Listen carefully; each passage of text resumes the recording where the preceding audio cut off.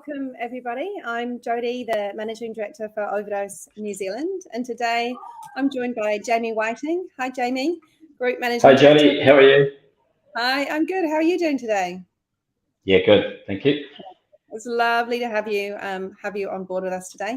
Hey, just really quickly for those tuning in, feel free to drop any questions into the comments section, and we'll get to those questions as we're having a chat through. But let's kicking off. I just want to make sure that everybody knows who Jamie is. So he is the Group Managing Director for Barkers and Max, two incredibly iconic businesses in New Zealand. Fantastic businesses, Jamie, by the way. Very, very dear to my heart.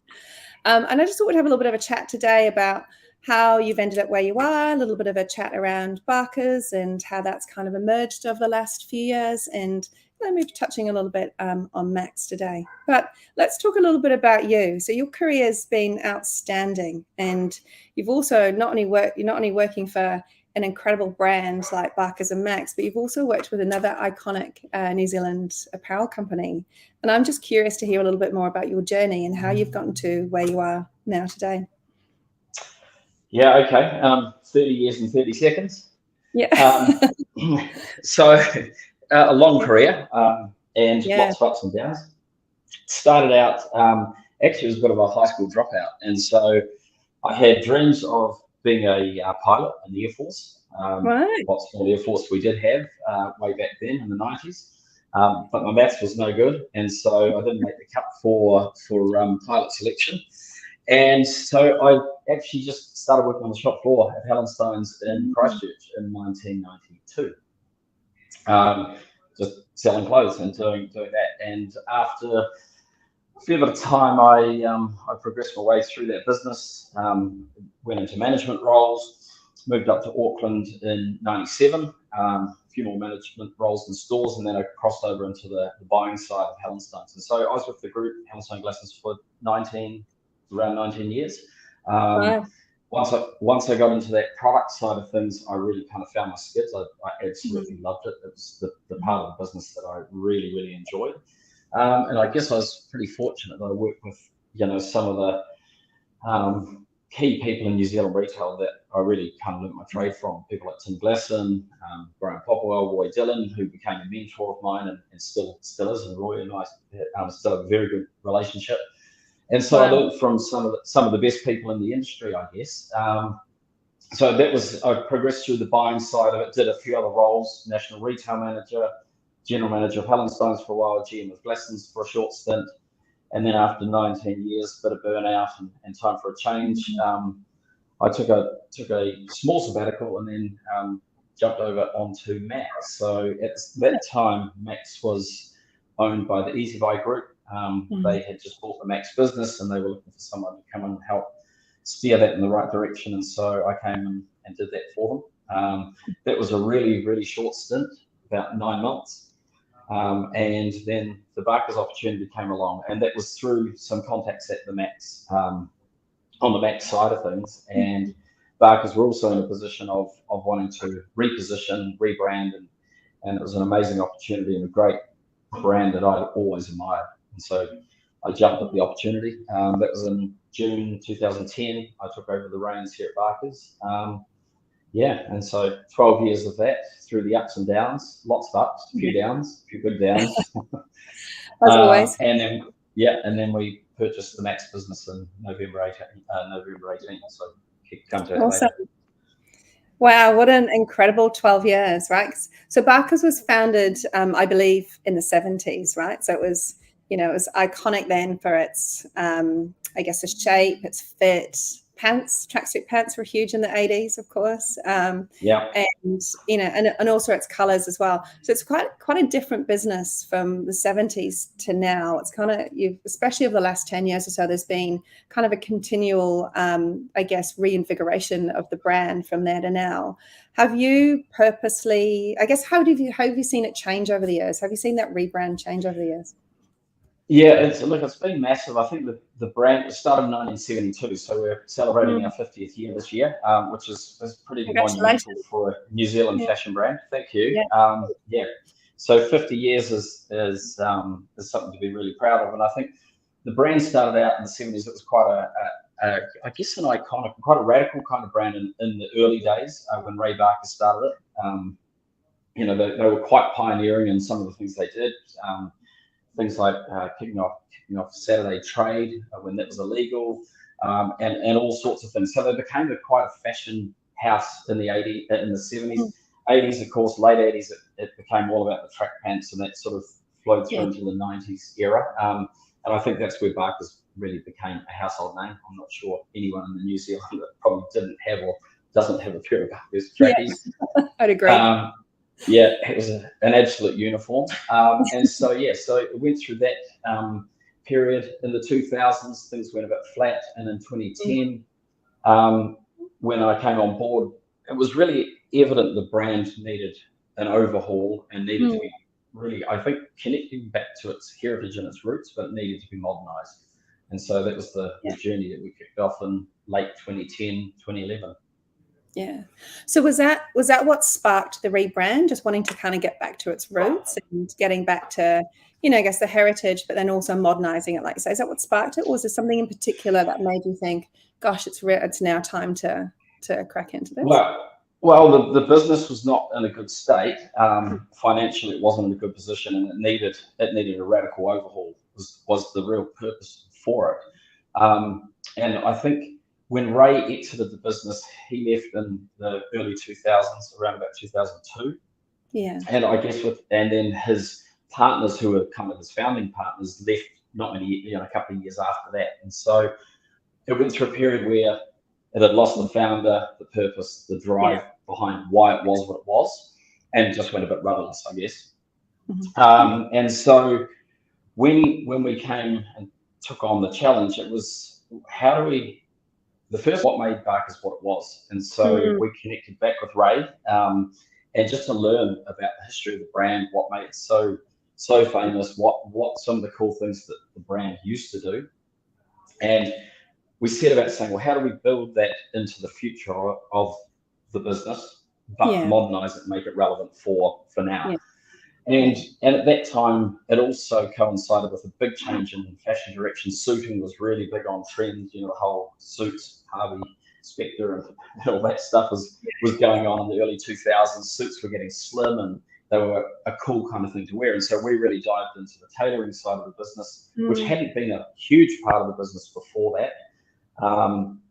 And really sort of rode that whole wave. So I guess the whole premise of the rebrand is to reconnect with the heritage and bring the iconic brand back to life, but underpin it with very good quality, really good value, and really, we call it style. We're not so much about following trend, but a bit more about being style relevant. And so they were the first kind of steps of repositioning, was get the product and the product strategy right. We needed to attract a younger customer. We didn't want to age with our customer. We needed a younger customer to come through. And then once we started that, and it took a couple of years before we really got on a roll and the sales started picking up. We had no money, by the way, so we were doing everything on a shoestring, literally on a shoestring. Our first stores, myself and Glenn and the team here, we were literally in stores doing the fit outs with a couple of construction guys, because we didn't have the money to spend on them, and retail fit outs are expensive. So we just were doing hand to mouth. And as one thing worked, we jumped to the next, and we just took every opportunity as quickly as we could and ran with it.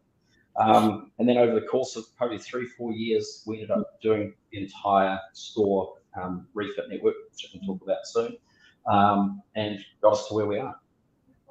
I think that store piece is amazing, because it's the approach of having your stores quite different. Each store is a little bit different to the other, but they will have some really a good story behind them, some really interesting pieces that are in there, and very much, as I understand it, relevant to the location that they're in. So am I right in thinking Hamilton store was the first one that was, I guess, side of the norm, so to speak, and that was based around the fact that Te Rapa is quite a motoring or kind of like vehicle area, as well as also there's some foundational, I guess, ties into motor racing. Am I right in that thinking?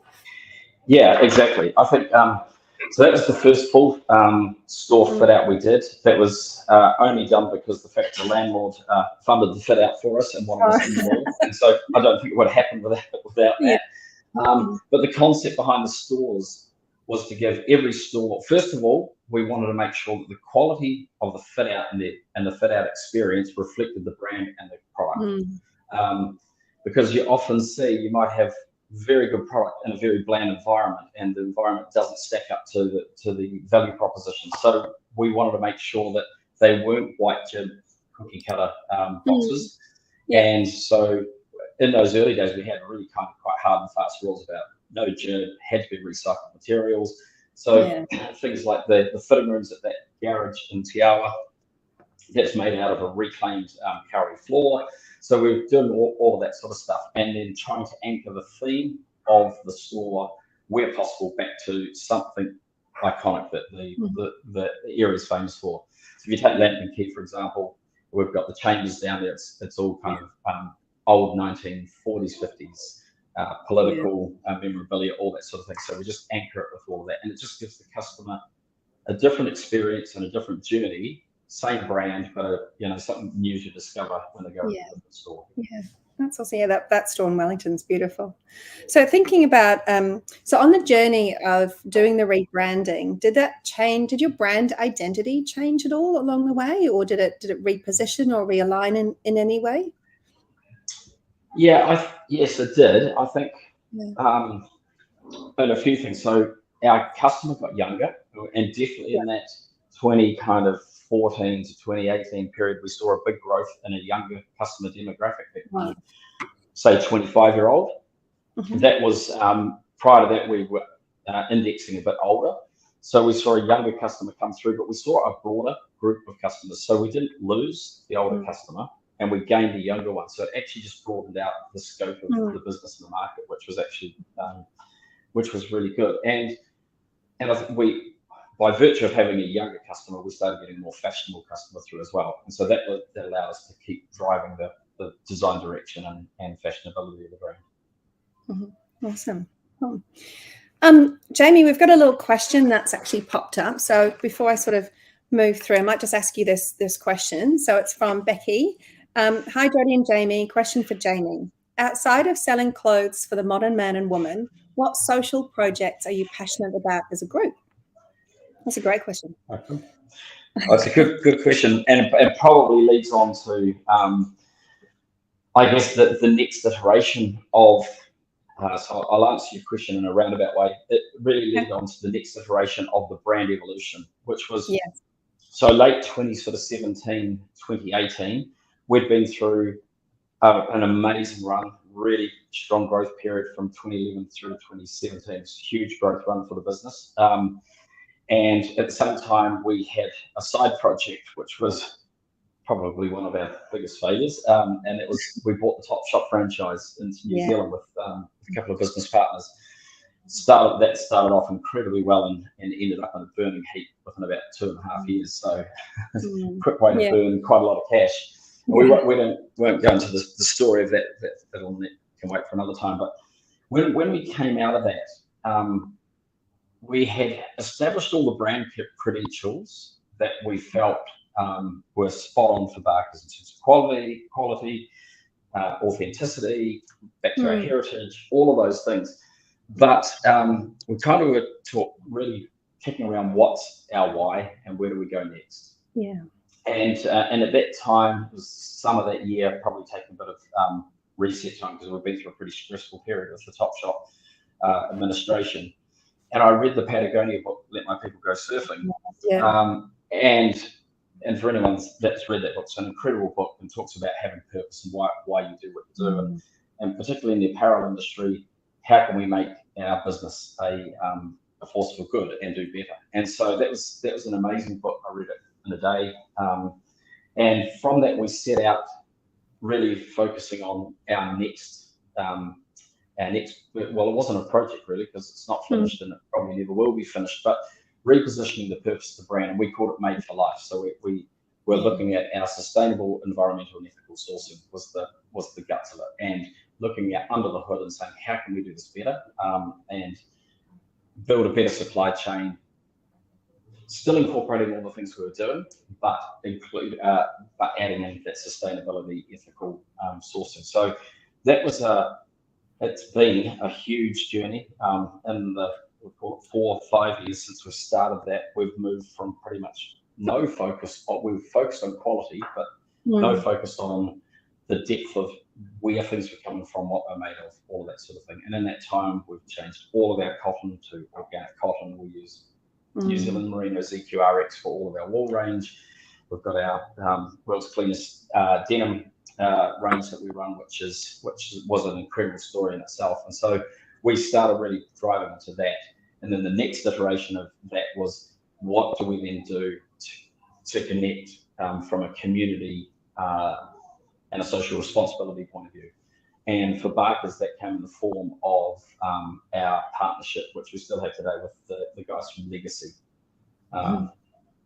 And so, shall I talk a bit about that? I would love you to talk a little bit about that, because I think, you know, the brand value aspect of it's really important, and just following on from that, the transparency that you guys have around how you operate, where all of your product comes from, through who you work with, I think is just outstanding in terms of just being, this is who we are, and this is, you know, how we work into our values. So yeah, please do chat about Legacy. Yeah. Well, maybe I'll start there and then go to Legacy, because they flow into each other. But that transparency and authenticity piece was just absolutely critical for us. We do things because we give a shit, and I genuinely say we give a shit. So it's actually printed on the inside of our denim. We do it because we give a shit. It's not about certificates. It's not about you know, ticking the right boxes. It's actually about taking action and genuinely taking action where we can. And so we did a material truth report back in 2019. It was the first one we did, and it was inspired by brands like Patagonia and other brands like Sproker that do the same thing. Not many brands were doing it back then, but was to actually open that up and say, this is who we are, this is what we do. And as I've said before, not perfect, still not perfect, still things that we need to do and are doing. But acknowledging those things and identifying where the biggest priorities are, or the things that we could achieve fast and then get onto the trickier stuff later. The denim one was an interesting one because that's probably the hardest industry, well, I think it is, in apparel. Denim's a pretty dirty industry when you get into the under the hood and into the manufacturing side of it. Yeah. And we through an Instagram post, actually, we found Cytex, the factory that we use, and we're open about that. And they certified world's cleanest denim factory. Incredible place. Difficult to deal with, very difficult to deal with. But we were really proud about changing one of the hardest categories first, and then kind of work backwards from there. So. Yeah. So we're doing all of that piece around the transparency part. The legacy part came about actually from, I guess, a personal concern, and it started, I think it was 2018. So I was at Opito Bay in the Coromandel. I was diving for scallops with Chris, my business partner, and Opito Bay has had the most incredible scallop bed, probably one of the best around, one of the best populating scallop beds around.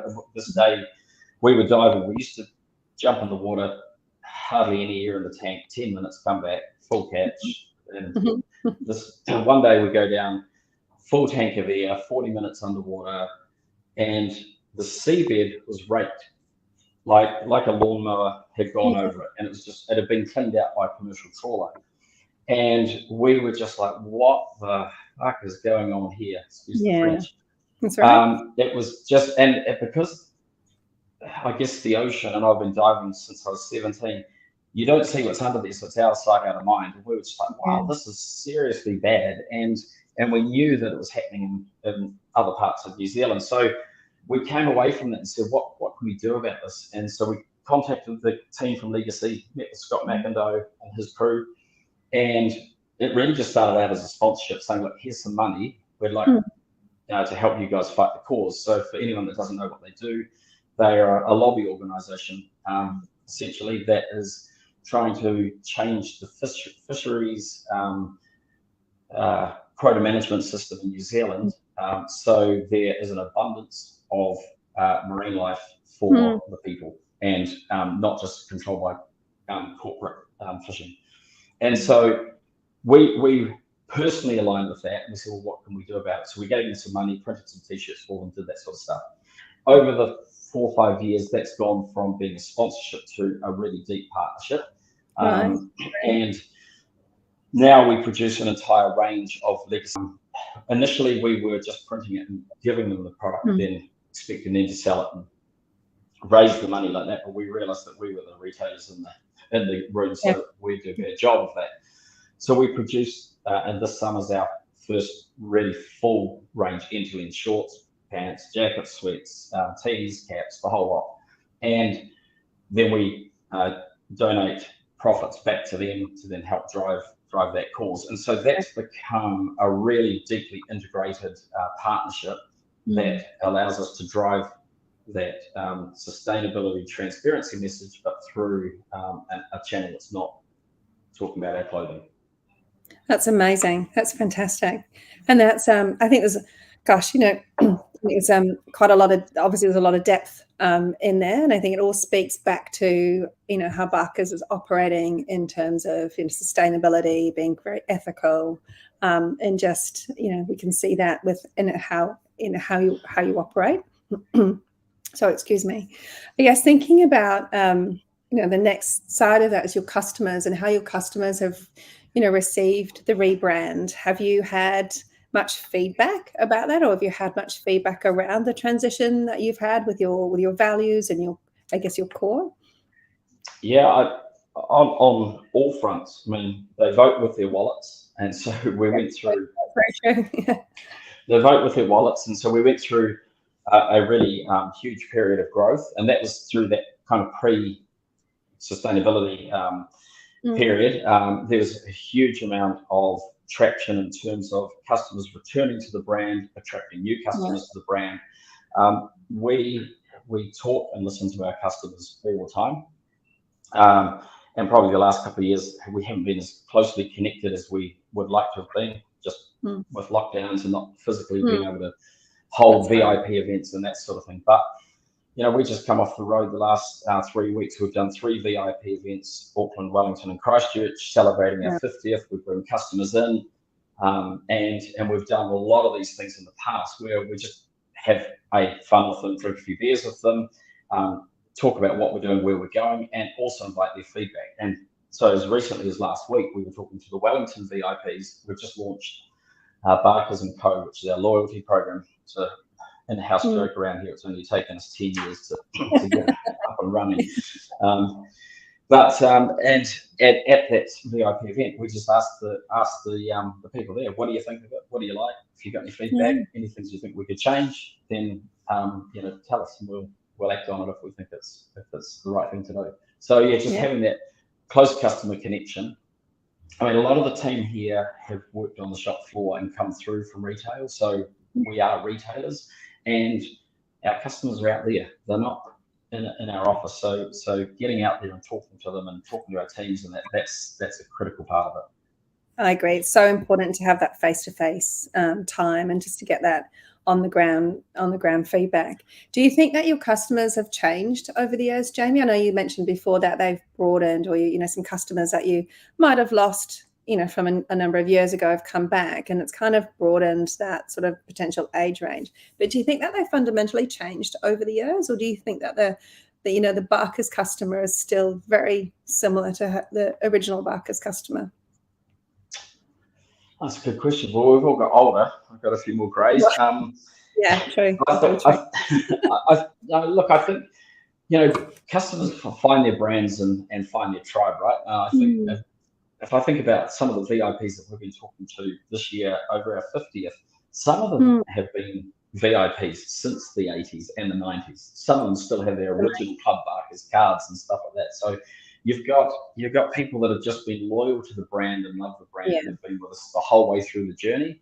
You've got people that have loved it, left it, and come back, and then we've got new people that have come to the brand. So it's really, it has changed just by the virtue of the fact that the changes in the business have attracted different people along the way. Yeah. And I love what you're saying about, holding VIP events, because that's keeping in contact with your customers, on a really personal, deep level. Have you got any more kinds of comments or thoughts around how you, continually keep in touch with customers? Because, as you know, everything's moving really quickly. We've had a couple of years of very strange kind of trading, and like you say, behaviors changed, and customers kind of, the way customers view businesses has changed. But how do you continue to make sure that you're keeping in contact with people, just so that you're continually on point with the offering and the way that the brand's positioned? Well, of course, social media has become a huge part of that communication channel, and particularly in the last couple of years. If I use Max as an example for that, I know we're coming to Max later, but during the lockdown periods, and we were rebranding Max at that time, we really leveraged on that opportunity to use Instagram and Facebook and all those channels as a communication to build the brand, build the connection with the customer. So social media has been really critical. I mean, of course, we email all the time, as everyone does, but that's more of a marketing channel than it is a comms channel. And in those social media channels, using those to really keep the authenticity of the brand through. So not just about putting up posts about products specifically, but things that the brand are doing. And of course, any feedback that comes back from the customer via those channels, we take that on board as well. So that, along with now that we're able to get back out around stores in terms of having group events and that sort of thing, getting back to those physical VIP events is back on the radar after a couple of years of not having them. Yeah, and I think that really plays into your omni-channel strategy, right? So, that's evolved over the years, and you've brought all of that together. I guess, omni-channel's hard. It can be hard at times. There's obviously, a number of businesses out there that, that are trying it. I think you guys do it actually really, really, really well. What, thinking about your approach to it, what's made you successful from, I guess, an omni-channel perspective? I guess, what's the key to doing that successfully? Well, I think we were never very good at technology, we were good at retail, and so I think we took it from a different perspective, which is the customer's the customer. It doesn't matter where they're buying it. If they're buying it online or in a store, it doesn't matter. It's still the same customer, or they could be buying. There used to be this perception that if a customer bought it at full price store or an outlet store, they're a different customer, but they're not. They're the same customer. They're buying your brand, and they're buying your brand for a reason. They might be buying it on price, but it's the same with the online piece. It doesn't matter. So we've always viewed online as just another channel, and it's been huge in terms of its growth, like it has for all retailers and lots of people listening to this call. The online growth has been huge over the last few years, and over-indexed during COVID and probably leveling out a bit now. But I look at that and say, well, it's currently, say it's 15 to 20% of the turnover. We still have 80 to 85% of our businesses out there in retail. And so I think we're just really focused on making those journeys between any channel as seamless as possible. And as I said, we weren't great at the tech side of things. You guys have massively helped us with that, particularly launching our 2 new websites this year, not so long ago actually. And that's helped that seamless integration of their journey. So features like you can shop the stores. So let's say you live in Auckland and Newmarket's your local store. You can go online and just shop the stock that's in the store, because you want to go there after work and actually try something on or what have you. So making that journey between the online and the offline as seamless as possible. Or you bought something and it doesn't fit and you want to take it back or get it altered, then all of that connects and it just makes it a seamless flow. So I guess we've approached it maybe in reverse, where we've said, how do we make our offline experience flow through to the online rather than the other way around? Yeah, that's great. And I think it blends really nicely, that, and it has been a great year for you. 2 new websites launched. It's been a big year, especially for your digital team. It's been a huge year for them. But, that seamless kind of integration between, like you say, online, offline, I mean, the stores as well, as it's very present in the stores. And all of your stores are, they're not your normal typical kind of retail store. There's quite a bit to do in there, which is not just necessarily shopping. So you think about the one it's close to me. It's got a cafe in there. You've got your barbers in there. Sometimes you have a space for drinks or dedicated spaces. I guess when you think about, how has that all lent itself to an improved or a different kind of customer experience, thinking about, other offering as well as your retail offering, as well as the ability to be able to come in and, like you say, shop from store or whatever that be from an online perspective. How's that grown? That's interesting. One thing we've learned is that we're shit barbers. As in, not the barbers, they're great, but running a barber business, yeah, it's quite tricky. In fact, we've changed the model because it runs in a different way. But the experience piece, which is the important part, forget the operational part. Now we have a partner that operates it under a brand because it's not our core business. But the whole concept of actually the barber piece was about dwell time. And guys hate shopping, right? So generally, they don't love shopping. And so it was about creating dwell time and frequency. And so, the average shop for a guy might be 2 shops a year, a winter and a summer. But they get their haircut every 4 to 6 weeks. So the idea was just about frequency of being in and part of the brand experience, whether you're buying clothes or not, it didn't matter. It's just that you're getting a barber's experience. And so, so we probably went a little bit too far with the barbershops. We pulled that back a bit from where they were. But in those core kind of big locations where you're getting the foot traffic through, like High Street or London Quay or whatever you want up in Ponsonby, you've got a lot of customer flow coming through, then having that experience added on to the brand piece just broadened out that whole customer journey. Yeah, that's awesome. I've got a question that's come through, Jamie, actually from Shane.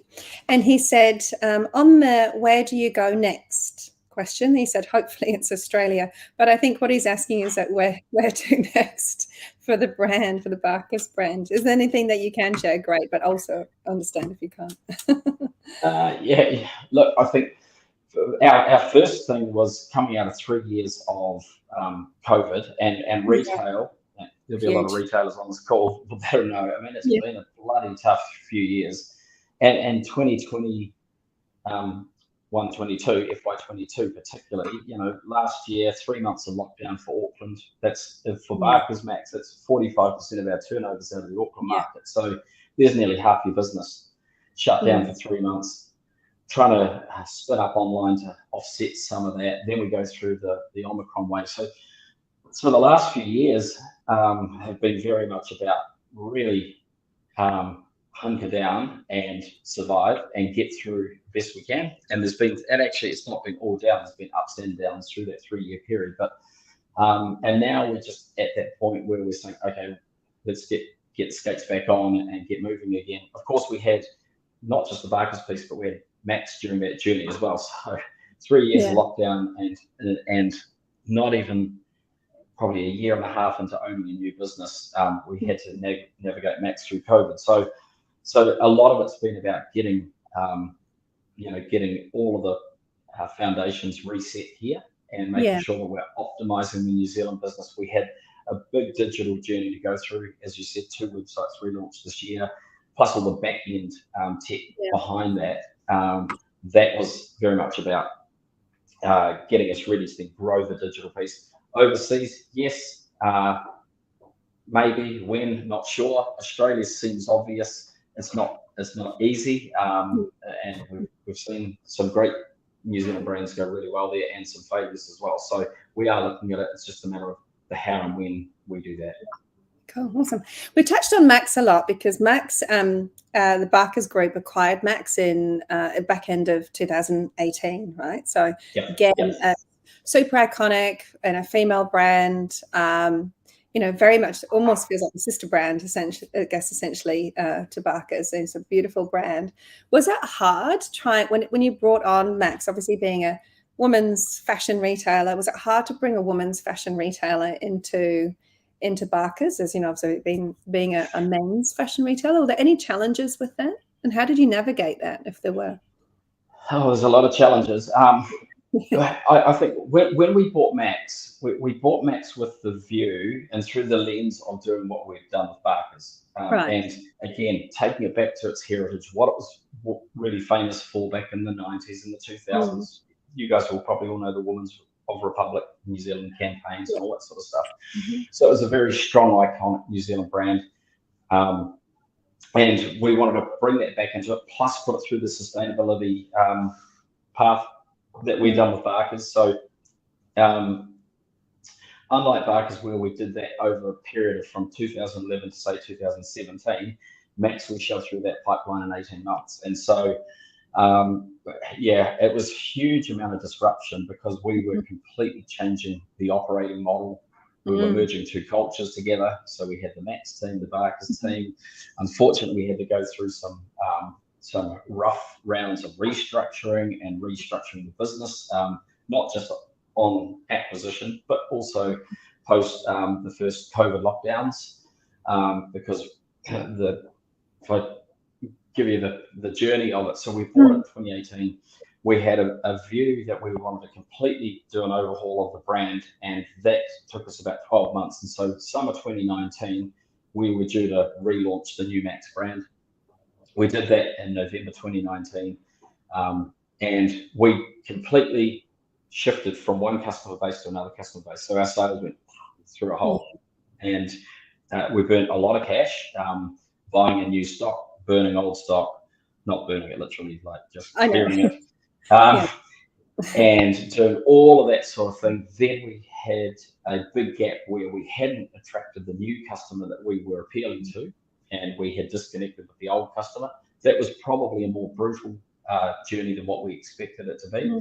And then 4 months after we did that, we went into our first lockdown. And so that was really tough. At that stage, we decided that we needed to actually restructure the business. Formally restructure it. We needed to get rid of some stores that weren't making money.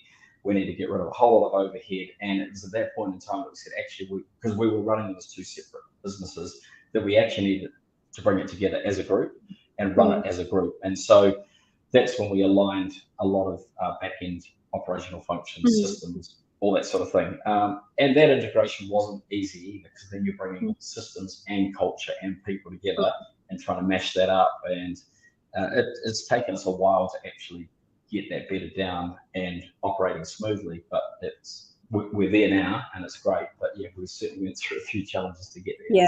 Yeah. Well, you've navigated amazingly, through that whole time. It's amazing. And I guess we've talked quite a bit around sort of like the impact that COVID's had, obviously in the business and also to the businesses that you've had, but just in general. And it, echo your sentiments that there's a lot of retailers out there that are still feeling some of the knock-on effect of that. And it's still a very challenging trading environment at the moment for some. I guess, have you got any key pieces of advice? You've been through some, through a broad spectrum of times. Do you have any advice to brands that are currently navigating the current landscape? Yeah, obviously there's another set of headwinds on the horizon, or starting to hit already. Yeah, there are. I think first thing is make sure that you've got your costs under control, and if you haven't, do it now, because you need to be really batten down the hatches in terms of cost management. That was a big thing for us at the start of COVID when we went through our creditor compromise. We just had to shed a lot of cost, and what we realized when we did that is that you end up doing a whole lot of stuff that you actually don't need to do, or doesn't add value to either your customer journey or sales or what have you. And it's really interesting when you get rid of a whole lot of things. So you look back and go, why do we used to do that? So I'd take a really brutal lens on your cost and just make sure that you've got that really, really well under control. I think for us, and I'm sure this should apply to everyone, is that stay really hard and fast to your brand values, even if times are tough, because you've got to take a long-term view on it. And there's probably a tendency to knee-jerk go, shit, we need to discount more, or whatever it might be to drive cash. And yes, you've got to be reactive to the market, but I think you've got to stay really true to your brand values. And one of the things that we didn't do well, and it's something that if I could rewind the clock 3 years, I wish I'd done better. through COVID was taking the opportunity to think about strategy and how we can keep growing the business and keep moving it forward. But we were probably, like a lot of people, we were so deep in survival mode that it was just the here and now. So I think sticking to your strategy plans, continuing to grow your brand, even through those tough times.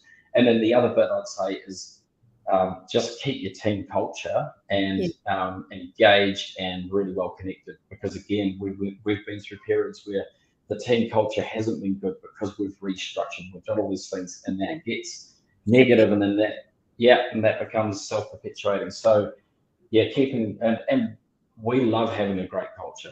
Even though we're a reasonably big sized business, we love having a good team kind of family culture. And so I think it's really important that everyone's on board and also understands what the challenges are ahead as well. So everyone's got the same focus.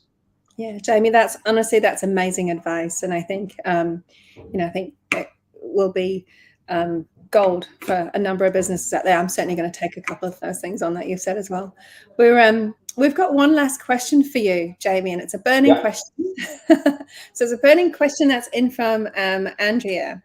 Do you play Christmas music in your stores? If so, is this just Max to target female shoppers? Or do you play it in Barker's too? You say men hate shopping. I feel Christmas music may get the same response. I hate Christmas music. Do you? Except not going to kick off. except I do like the Pogues, and I do like Band-Aids. Good 80s memories from that song. That doesn't know then. Christmas music isn't going to kick off your store. No. Sort of not. I'm sure the odd store probably just kicks off the brand chaos and plays their own, but no, not specifically or not intentionally. Yeah, that's a good question. Jamie, and we'll leave it there. Jamie, that's amazing. It's been amazing to talk to you. So great to hear how you've repositioned the brand and see how you've brought on another iconic brand into your business. I think I speak for a lot of people at Barker's and Max is such well-known brands within New Zealand. I think there's lots of love for both of them, and completely in awe with what you've done over the last 10 years with them. So looking forward to the next 10 years to see what happens in 10 years time. But I really want to thank you today for joining us.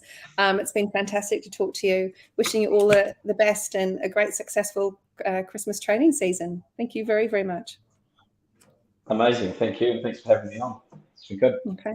Thanks everyone for listening. Thank you. Cheers.